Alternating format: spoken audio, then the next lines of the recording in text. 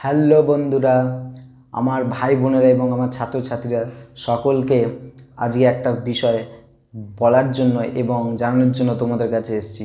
সবার প্রথম যে বিষয়টা নিয়ে কথা বলবো, সবাই বলছিল অনেক দিন ধরে কি দাদা ডাব্লিউবিপির বিষয়ে কিছু বলুন এবং কিছু আপডেট দিন আমাদের, কিভাবে আমরা পরীক্ষায় বসবো এবং আমাদের কবে এক্সাম আছে, কি আছে, মানে ডাব্লিউবিপি কি আমাদেরকে আদৌ আমরা এক্সামে বসতে পারবো কি পারবো না, রাজ্য সরকার কি চাইছে, পরীক্ষায় বসতে দেবে কি দেবে না, এবং এই পরীক্ষাগুলো কি দ্রুত নেওয়া যাবে কি যাবে না, এবং আমাদের টোটাল কত ভ্যাকেন্সি বেরিয়েছিল এবং টোটাল ভ্যাকেন্সির মধ্যে কত ফর্ম ফিল আপ হয়েছে, যাবতীয় তোমাদের যত প্রশ্ন ছিল আজ আমি তোমাদের এক এক করে সব কিছুর উত্তর দেবো।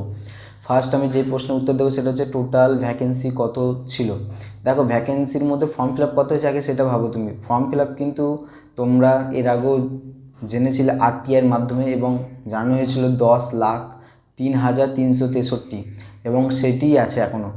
এক্সাম কোন মাসের মধ্যে হচ্ছে, এক্সামটা কোন মাসের মধ্যে নিয়ে নিতে পারবে রাজ্য সরকার একটা মানে বিজ্ঞপ্তি জারি করেছে এবং যার মধ্যে জানা গেছে যে সেপ্টেম্বর মাসটা তোমাদের এক্সাম নেওয়ার একটা ডেট মানে দিতে পারে, মানে সেপ্টেম্বর মাসটা তোমাদের এক্সাম হতে পারে, মানে এইটুকুনি জানা গেছে।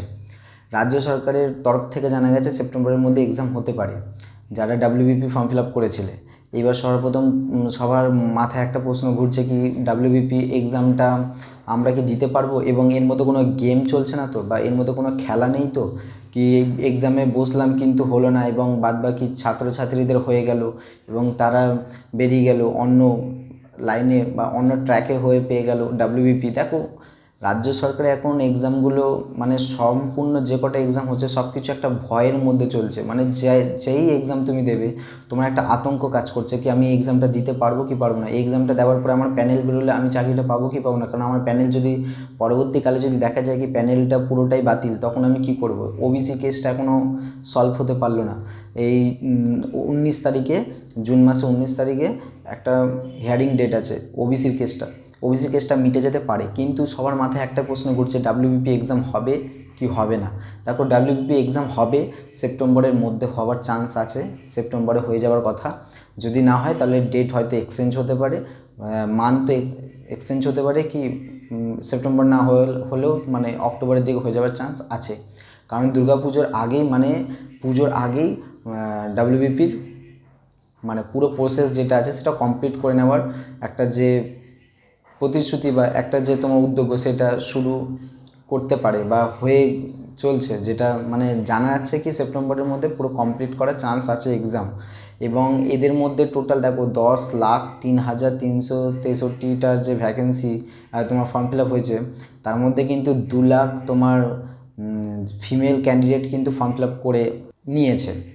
ঠিক আছে, 2 lakh female candidate form fill up করেছে এবং মেল ক্যান্ডিডেট কিন্তু তারপরে তুমি বুঝতে পারছো কত আছে, 8 লাখের কাছাকাছি, 8 লাখ প্লাস কাছাকাছি ছেলে ক্যান্ডিডেট আছে। ঠিক আছে, male candidate form fill up করেছে।